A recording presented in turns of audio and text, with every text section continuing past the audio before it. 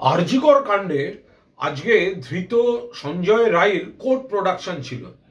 CBI এর একটা চরম গাফিলতি দেখা গেল।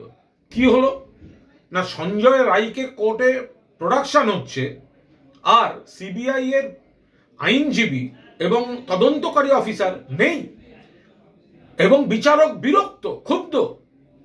শেষে তাকে বলতে হলো যে আর 10 মিনিট দেখব, আমি কি বেল দিয়ে দেবো, জামিন দিয়ে দেবো। তারা চাইছিলেন আরো সময়, আরো দেরি, অথবা ভার্চুয়ালি আসতে, নানা রকম সব কাণ্ড কারখানা। মনে রাখতে হবে, এই সঞ্জয় রায় আরজিকরের একমাত্র গ্রেফতার, যে গ্রেফতারটা করেছিল কলকাতা পুলিশ।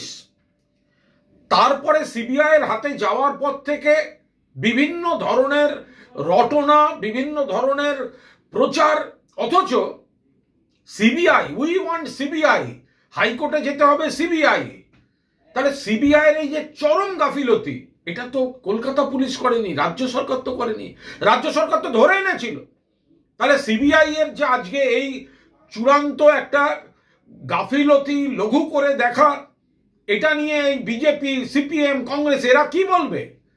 অভিযানটা তো সিজিওতে হওয়ার কথা, তার বদলে আপনারা তো অন্যদিকে অন্য রাজনীতি করতে যাচ্ছেন। আজকের ঘটনায় সিবিআই কতটা সিরিয়াস দেখা যাচ্ছে, আর তুলনামূলকভাবে দেখা যাচ্ছে কলকাতা পুলিশই আসল কাজটা করেছিল 24 ঘন্টার মধ্যে দোষীকে গ্রেফতার করে।